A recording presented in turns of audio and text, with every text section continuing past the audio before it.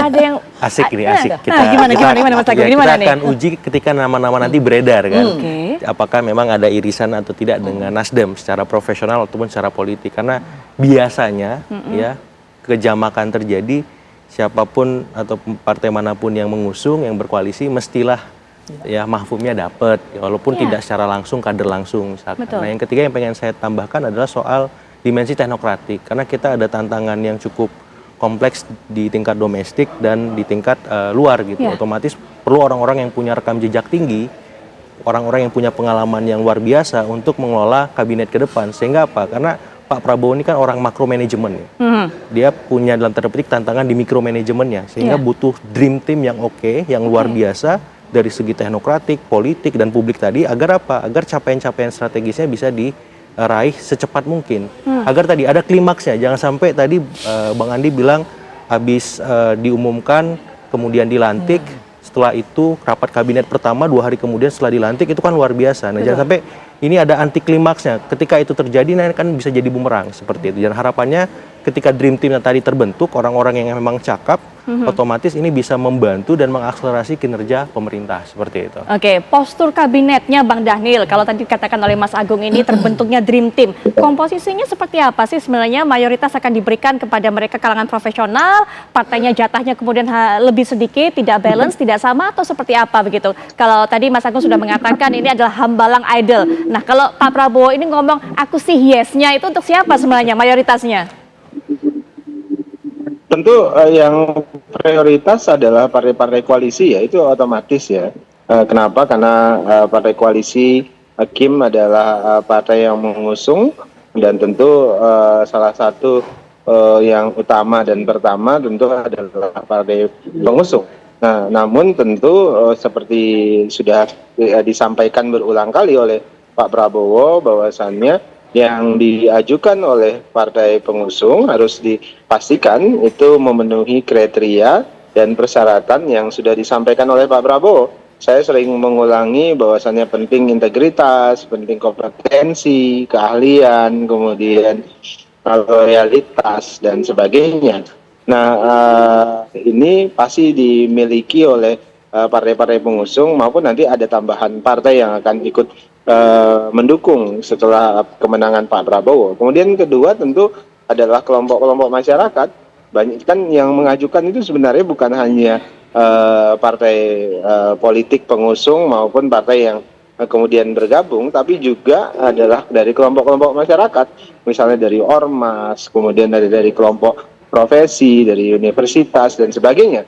Jadi banyak sekali yang tentu akan dipertimbangkan, akan diseleksi, di screening oleh Pak Prabowo secara perlahan. Nah, tentu syarat utamanya karena sering kali disebutkan ya, tentu dari manapun asalnya, maka harus dipastikan mereka memiliki tadi zaken begitu, punya keahlian, profesionalitas, integritas dan loyalitas. Bang Dhanil, Mbak Irma sudah cerita tadi, Nasdem tidak akan menyorongkan, tidak akan mengajukan kadernya. Banyak alasan atau beberapa alasan, tapi salah satunya adalah mengatakan bahwa kami tahu diri dan kami termasuk salah satu partai yang bergabungnya ini terakhir-terakhir mendukungnya begitu. Pandangan dari Bang Dhanil mengenai hal ini, tidak ingin Nasdem menjadi beban dan bikin riwah di dalam. Yang paling tahu dan bisa menjawab itu tentu Pak Prabowo langsung, karena nanti Pak Prabowo yang pada saat ini melakukan proses seleksi dan mempertimbangkan siapa saja dan kelompok mana saja yang perlu berada di dalam kabinet atau berada di luar kabinet. Dan tentu kan menyusun kabinet di Indonesia ini tidak sekedar terkait dengan syarat-syarat formal, misalnya keahlian politik dan sebagainya. Kita juga pertimbangkan kriteria gender misalnya, kemudian kriteria komposisi demografis, geografis, latar belakang demografis dan geografis itu juga menjadi salah satu pertimbangan. Dan yang jelas Pak Prabowo akan mempertimbangkan sematang mungkin semua pihak dan semua kelompok, dan tentu tadi syarat utamanya tadi yang saya sebutkan di awal. Baik, ada latar belakang, ada gender, ada demografis, kemudian juga masalah integritas, banyak sekali kemudian persyaratan untuk bisa nanti mengisi kursi kabinet dari Pak Prabowo Subianto. Menanggapi mengenai persyaratan ini nanti silakan Bang Andi, tapi setelah jeda kami bisa kembali saat lagi.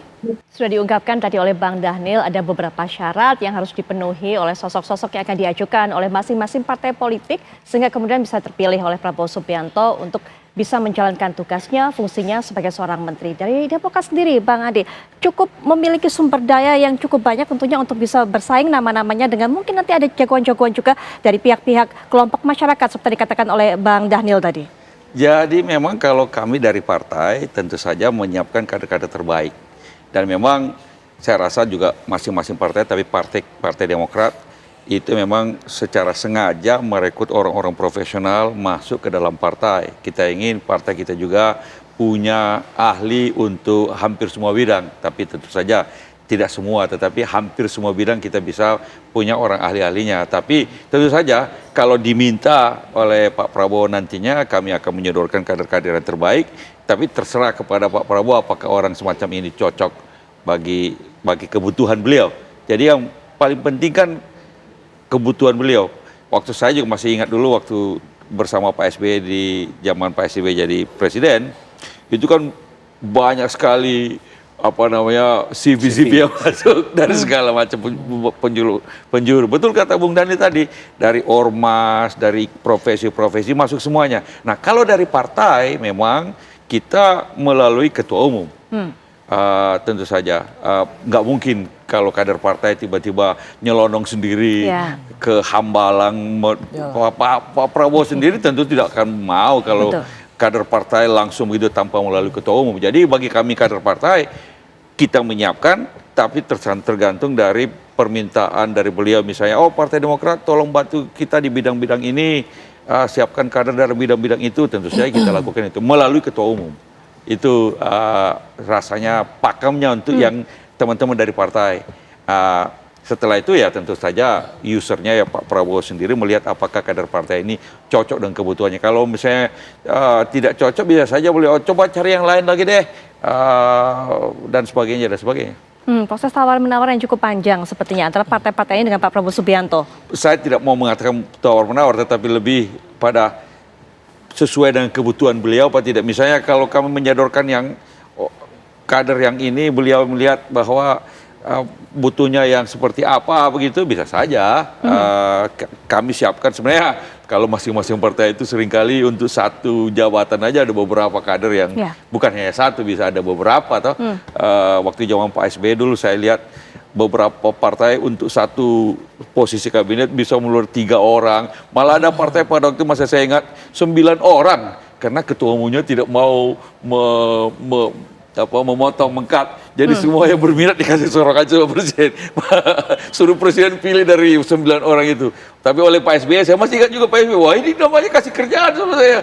Disorong kembali ke ketua umumnya. Ini ketua umum dong. Saya maunya yang mana kira-kira? Paling banyak 3 lah atau gimana. Jangan sampai 9-nya dikirim semua ke sana.